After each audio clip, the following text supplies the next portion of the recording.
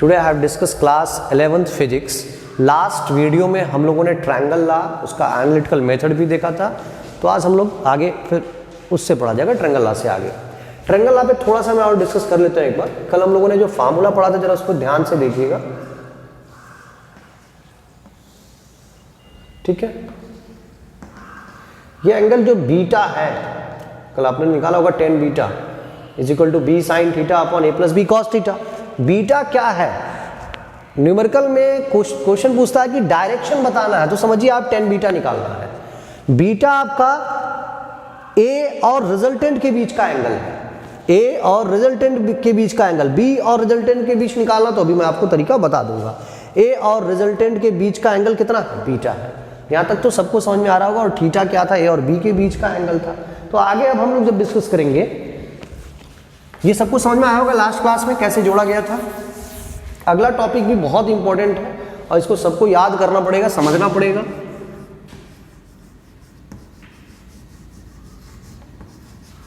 Parallelogram law, parallelogram law of vectors, vectors law of parallelogram देखेंगे। Triangle law में जरा याद करो, ट्रायंगल लॉ में हम लोगों ने क्या पढ़ा था? नॉर्मली वेक्टर ए और ये वेक्टर बी हेड से टेल कनेक्ट हुआ था। हेड से क्या कनेक्ट हुआ था? टेल कनेक्ट हुआ था। हेड से टेल कनेक्ट हुआ था। ट्रायंगल लॉ में तो यही पढ़ा था ना, हेड से, एक वेक्टर का हेड दूसरे के टेल से कनेक्ट हुआ और फिर रिजल्टेंट आप इजीली निकाल लेते थे। रिजल्टेंट इजीली हम निकाल लेते थे। यहां पर ये नहीं करना है, यहां पर आपको टेल से टेल कनेक्ट कराना है। टेल से टेल यानी इस वेक्टर को शिफ्ट कर दें, इधर कोई फर्क नहीं पड़ेगा, पैरेलल है। तो अगर शिफ्ट कर दें तो क्या देखो, टेल से टेल नहीं कनेक्ट हो गया, ये शिफ्ट हो गया इधर और ये जैसे था वैसे है। तो अब क्या कनेक्ट हुआ? टेल से टेल क्या कनेक्ट हो गया? टेल से टेल कनेक्ट हो गया। और यहां से एक लाइन ड्रा कर दो और इस पर नकली पैरेललोग्राम बना दो। नकली पैरेललोग्राम समझ में आ रहा होगा। हमने नकली पैरेललोग्राम बना दिया। क्या बना दिया? एक नकली पैरेललोग्राम बना दिया। दिखाई दे रहा है? ये जो आर है, इसको आर बोल दो, इसे ई बोल दो, ये इन दोनों के सम के बराबर होगा। जो रिजल्टेंट होगा इन दोनों का, वो इस पैरेललोग्राम का जो लॉन्गेस्ट डायगोनल है उसके सम के इक्वल होगा। देखो इन दोनों का सम जो है, लॉन्गेस्ट डायगोनल, ये छोटा होगा ये बड़ा, के सम के इक्वल हो जाएगा रिजल्टेंट। तो ट्रायंगल लॉ में क्या करते थे? ट्रायंगल लॉ में हम लोगों ने क्या किया था? हेड से टेल जोड़ा था तो रिजल्टेंट आता था। पैरेललोग्राम में टेल से टेल जोड़ देना है और डायगोनल ड्रा कर देना है और एक नकली पैरेललोग्राम बना देना है। नकली पैरेललोग्राम ड्रा कर देना है। जब नकली पैरेललोग्राम ड्रा हो गया तो जो आपको डायगोनल दिखाई दे रहा है वही डायगोनल उसका क्या कहा जाएगा? रिजल्टेंट कहा जाएगा। यहां तक शायद सबको समझ में आ रहा होगा, ठीक है। शिफ्टेड, अच्छा ये वाली साइड अगर बी है तो ये भी तो बी होगा, इसको यहां भी तो शिफ्ट कर सकते थे, ये ए हो जाएगा, ठीक है। इसका रिजल्टेंट कैसे निकालते थे?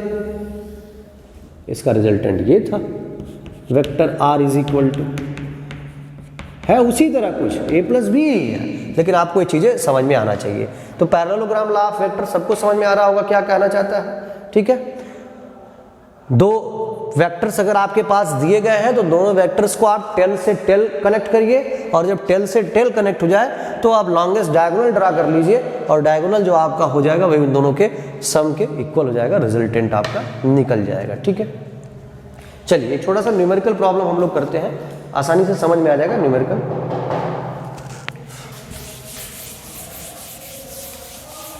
तो पैरेललोग्राम लॉ समझ में आ गया, ट्रायंगल लॉ समझ में आ गया, इसका एनालिटिकल भी बता दूंगा। पैरेललोग्राम लॉ क्या था और ट्रायंगल लॉ क्या था, दोनों सबको क्लियर है?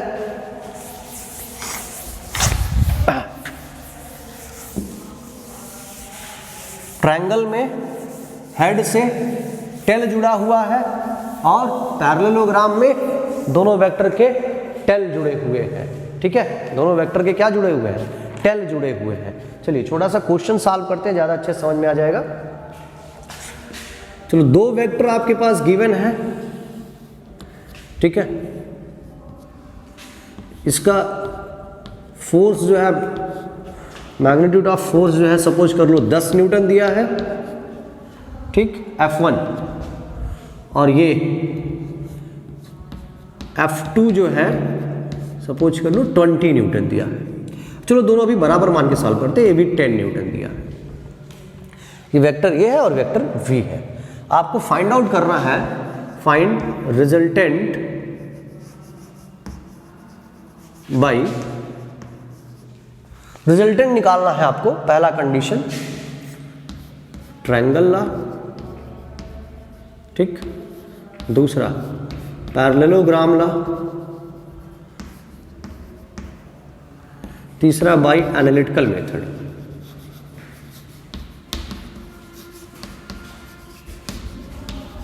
ठीक है, एनालिटिकल लॉ से, एनालिटिकल मेथड से आपको ये निकालना है। चलो ट्रायंगल लॉ यूज करते हैं। ट्रायंगल लॉ के लिए क्या रूल है? ट्रायंगल लॉ के लिए आपको पता होना चाहिए टेल से टेल नहीं, हेड से टेल जुड़ा होना चाहिए। हेड से टेल जुड़ा होना चाहिए।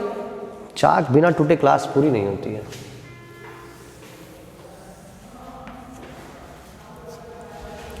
चलो, हेड से टेल होना चाहिए। तो हेड तो नहीं, अभी दोनों टेल एक ही साथ है, यानी इस वाले वेक्टर को यदि हम इधर शिफ्ट कर दें तो शायद समझ में आ जाए, शायद कंडीशन हम निकाल लें। यहां मैंने इसको शिफ्ट कर दिया, कोई फर्क तो पड़ा नहीं, अभी भी यही F1 है 10 न्यूटन और F2 अभी भी 10 न्यूटन है। अब इसका रिजल्टेंट निकाल सकते हैं। एरो इधर होगा कि नहीं होगा? एरो इधर होगा, तो resultant R is equal to F1 plus F2। अब जरा ध्यान से देखो, किसी बच्चों का अगर ऐसा है 10 प्लस 10 20 लिख दिए हैं तो गलत है बेटा, क्योंकि हम वेक्टर लॉ में नॉर्मल अलजेब्रा मेथड से सॉल्व नहीं कर सकते हैं। यानी 10 प्लस 10 20 लिख करके सॉल्व नहीं करेंगे, क्योंकि वेक्टर सिंबल लगा है। 1 प्लस 1 2 होता है, 1 प्लस 1 2 हो सकता है, 1 प्लस 1 0 भी हो सकता है, 1 प्लस 1 क्या होता है? 0 भी हो सकता है। वेक्टर लॉ में 1 प्लस 1 हमेशा 2 नहीं मिलेगा आपको, 1 प्लस 1 0 भी हो सकता है। 0 कैसे होगा? अगर एक वेक्टर ऐसा है 1 और दूसरा ऐसा अपोजिट डायरेक्शन में है, अगर अपोजिट डायरेक्शन में है तो इनका समेशन कितना हो जाएगा? 0। अभी सब्ट्रैक्शन भी पढ़ेंगे। और यदि सेम डायरेक्शन में है तब 1 प्लस 1 2, लेकिन यहां पर वेक्टर लॉ से आपको सॉल्व करना पड़ेगा। वेक्टर लॉ हमें यूज करना पड़ेगा, नॉर्मल अलजेब्रा के मेथड से हम सॉल्व नहीं कर सकते। एनालिटिकल मेथड यानी यूटिलाइज करना पड़ेगा। तो एनालिटिकल मेथड से जरा ध्यान से समझो। R बराबर फार्मूला क्या पढ़ा? Under root F1 square, F1 यानी 10 square, F2 10 square, 2AB cos theta, यानी cos थीटा की जगह 90 डिग्री। थीटा क्या था? A और B के बीच का एंगल 90 डिग्री। ठीक है, 10 स्क्वायर 100 प्लस 100 प्लस 2, 10 10 जा 100 इंटू 2 200, cos 90 की वैल्यू कितना होता है? 0? अरे 1 होता है, तो शायद 400। सही है? अरे भाई सही तो होगा एकदम। इसको सॉल्व करना आता है सबको? देखो, जो लोग सॉल्व नहीं कर पाते हैं वो ऐसे सॉल्व कर सकते हैं। 400 का फैक्टर कर लो, 2 से 200, 2 से करो 100, फिर 2 से करो 50, फिर 2 से करो 25। सही है ना? हाँ,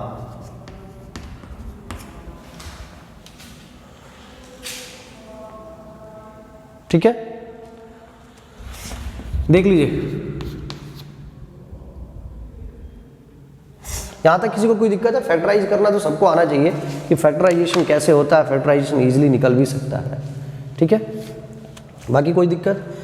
10 का स्क्वायर 100, 10 का स्क्वायर 100, 2 10 जा 20, 10 जा 100 गुणे 2 200 इंटू 1, तो 200 300 400। सॉल्व करते हैं। 400 को अगर हम सॉल्व करें, हाँ हमने इसका पेयर बनाया, 1 2 पेयर बना, तीनों पेयर बन गया, तो 20 आ जाएगा यार। ये तो सबको पता है। 400 का अंडर रूट 20, समझ में आ रहा है ना? 400 किसका स्क्वायर रूट है? 20 का। ठीक है, इजी है क्वेश्चन। रिजल्टेंट आपने पता चल गया, रिजल्टेंट कितना होगा। यहाँ तक किसी कोई डाउट है?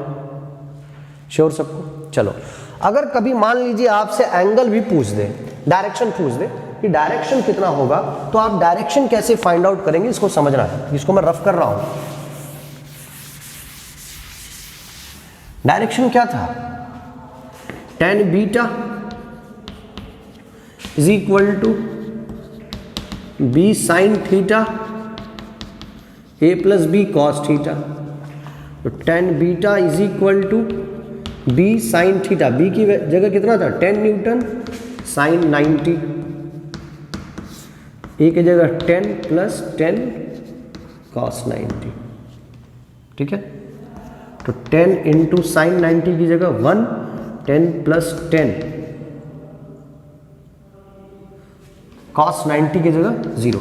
अच्छा, हम लोग लास्ट वाला स्टेप शायद रॉन्ग कर दिए थे, वो चीज सब लोग ध्यान से समझ लीजिएगा। अंडर रूट ए square plus B square 2ab cos theta था, कॉस 90 की वैल्यू 0 ना, साइन 90 1 होता है, कॉस 90 0, तो 100 प्लस 100 200 हो जाएगा, यानी 10 अंडर रूट 2 हो जाएगा इसका आंसर, 20 नहीं 10 अंडर रूट 2। पीछे वाला सॉल्व जरूर कर लीजिएगा। तो ये देखो, ये 0 हो गया, ये 10/10 1, tan beta is equal to 1। जरा सोच के बताओ 10 में किसकी वैल्यू 1 होती है? tan 45 की, यानी बीटा बराबर कितना 45 डिग्री। तो ये किसके बीच का एंगल निकला? डायरेक्शन पता चल गया, ए और रिजल्टेंट के बीच का। बी और रिजल्टेंट निकालना है तो 90 में से माइनस कर दीजिए, वो भी पता चल जाएगा थीटा, यानी वो 45 डिग्री। तो ये वाला टर्म जरा सही कर लीजिएगा सब लोग। 400 नहीं आ रहा था, 400 नहीं था, मैं एक बार इसको कर देता हूं फिर से, मुझे लग रहा था कहीं कुछ गलत है। 10 square plus 10 square plus 2 10 into cos 90, cos 90 0, तो 0 तो ये बस बचेगा 10 का स्क्वायर 100 और 100 200, यानी 10 अंडर रूट 2, ठीक है। वो सही कर लीजिएगा सब लोग। चलिए, तो बहुत ही आसान सा क्वेश्चन था, लगभग समझ गए। अब हमें इसे तीसरा एक और कंडीशन है, पैरेललोग्राम ला से रिजल्टेंट निकालना है। तो पैरेललोग्राम ला तो यही बताता है ना, देखो ऐसे ही जोड़ेंगे ना बेटा। पैरेललोग्राम में क्या होता है? टेल से टेल जुड़ा रहेगा, और एक आप पैरेललोग्राम नकली बना लो, नकली पैरेललोग्राम बना लो, तो पता चल जाएगा रिजल्टेंट यहाँ से, पैरेललोग्राम ला से। यहाँ तक किसी को कोई दिक्कत होगा नहीं, सबको समझ में आ रहा होगा, ठीक है। ये रिजल्टेंट हो जाएगा R बराबर F1 प्लस F2। डायग्राम बनाना बहुत जरूरी है, एग्जाम में डायग्राम ही ज़्यादा कोशिश करता है पूछने के लिए, ठीक है। चलो, तो आसान क्वेश्चन था, कोई ऐसा बहुत टफ नहीं था जो आप ना कर पाए, ठीक है। चलो, एक और क्वेश्चन हम लोग करते हैं, कोशिश करिए सब लोग, चलिए कोशिश करो। 20 न्यूटन का इधर फोर्स है और एक 40 न्यूटन का फोर्स मैंने लिया, रिजल्टेंट निकालना। कोशिश करिए सभी लोग, रिजल्टेंट कैसे फाइंड आउट करेंगे।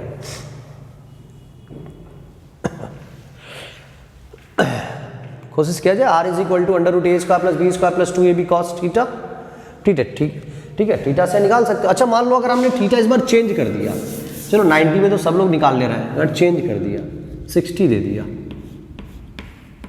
40, तो क्या फार्मूला लगाओगे?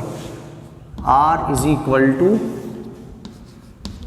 Vector A is equal to 20 newton, vector V is equal to 40 newton, angle between them is equal to 60 degree.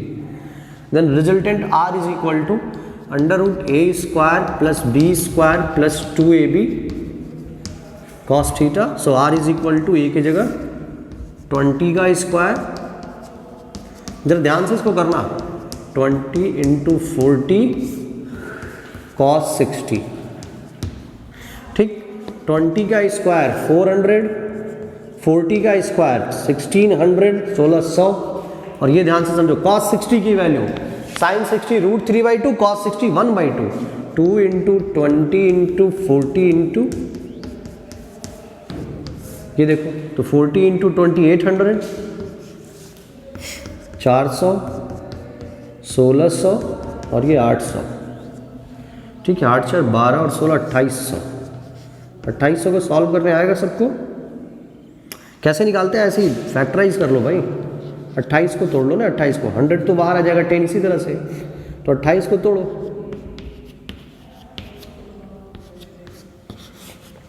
यानी 10 इंटू 2 √7, 20 √7 न्यूटन का पता चल गया। ठीक है, एंगल निकालना है, डायरेक्शन निकालना है, तो डायरेक्शन का फॉर्मूला पढ़ा आपने, tan beta is equal to b sine theta upon a plus b cos theta. यहाँ से आप सभी लोग सॉल्व कर लेंगे। ठीक है, थीटा की वैल्यू आपको पता है और यहाँ से सॉल्व कर लेंगे। सब लोग को ऐसी बहुत टफ चीज़ नहीं है जो नहीं लग पाएगी, कंफर्म। चलिए रफ कर दो। 1 क्वेश्चन फॉर होमवर्क, सब लोग नोट कर लीजिए।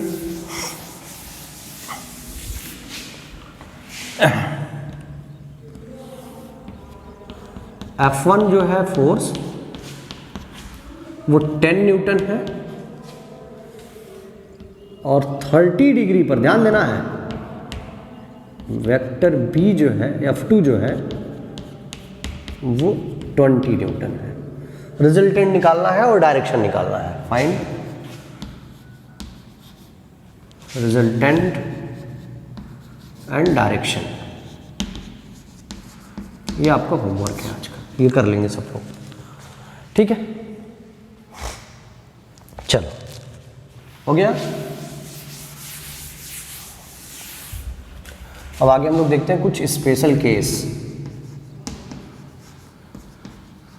स्पेशल केसेस में पहला पॉइंट हम लेते हैं, अगर थीटा 0 डिग्री हो जाए। थीटा क्या था? ए और बी के बीच का एंगल, ए और बी के बीच का एंगल। अगर ए और बी के बीच का एंगल 0 हो जाए, 0 कब होगा? जब दोनों एक ही तरफ हो, एक ही डायरेक्शन में। यदि थीटा 0 हो जाए तो रिजल्टेंट बराबर √a² plus b² cos theta. तो थीटा की जगह 0 रख दो, a² plus b² 2ab cos 0। cos 0 की वैल्यू 1, तो क्या बच गया? √a² प्लस b² प्लस, देखो जरा ध्यान से, a² plus b² plus 2ab किसका फॉर्मूला है? a प्लस b का होल स्क्वायर। तो यहां से रिजल्टेंट r कितना मिला? √a प्लस b का होल स्क्वायर, स्क्वायर से अंडर समाप्त, यानी r मैक्सिमम कितना मिल सकता है? Resultant a plus b। ठीक, पहला कंडीशन था ये, बहुत ही आसान सा कंडीशन। चलिए सेकंड कंडीशन लेते हैं।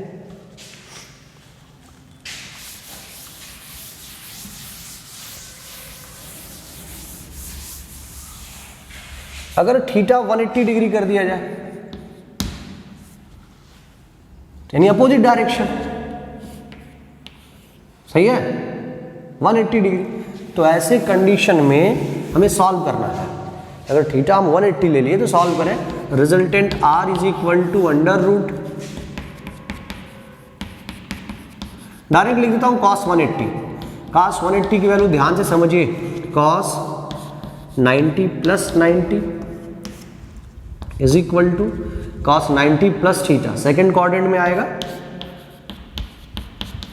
सेकेंड में 90 से ऊपर, यानी साइन प्लस होता है, नहीं माइनस में, साइन 90 की वैल्यू 1 यानी -1, यानी cos 180 की वैल्यू कितना? -1। तो r इज इक्वल टू कितना मिला? √a² plus b²। क्या -2ab सीधे लिखते हैं, कोई दिक्कत नहीं है, यानी √a² प्लस b² -2ab। तो r बराबर a माइनस बी का होल स्क्वायर अंडर रूट में, स्क्वायर से अंडर रूट समाप्त, यानी r मिनिमम वैल्यू r की क्या मिल जाएगी? a माइनस बी मिल जाएगा। ठीक है, यह आसान सा क्वेश्चन है, निकल गया है। ठीक है, यहां तक किसी कोई दिक्कत तो है नहीं। लास्ट कंडीशन अब हम लोग पढ़ेंगे, तीसरा कंडीशन, बहुत ही आसान सा, दोनों कंडीशन आप नोट कर लीजिए।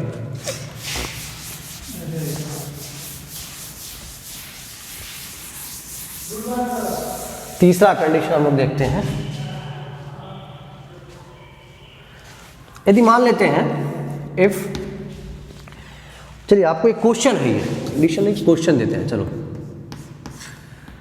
Find theta if magnitude of r is equal to magnitude of a is equal to the magnitude of b। Theta की वैल्यू पूछ रहा है, सॉल्व करने की कोशिश करिए सब लोग, देखते हैं कितने लोग निकाल सकते हैं। Magnitude of R is equal to magnitude of a is equal to magnitude of b, तो थीटा। चलो आर बराबर पहले फॉर्मूला लिख लो,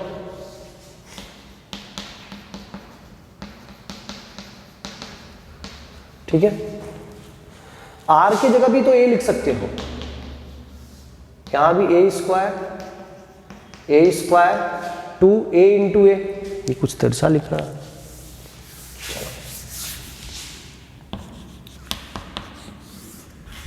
आर की जगह भी ए लिख सकते हैं, ए स्क्वायर 2, बी की जगह भी ए लिख दो, तो a into a square cos theta, a is equal to, देखो a square 2a square plus 2a square cos theta, under root हटाते हैं तो दोनों साइड का स्क्वायर कर दो, a square is equal to 2a square plus 2a square cos theta, a square is equal to, दोनों में कॉमन 2a स्क्वायर, ठीक, ए स्क्वायर से ए स्क्वायर क्या हो जाएगा, कैंसिल, तो क्या बच गया इधर 1 is equal to 2, 1 plus cos theta, ठीक है।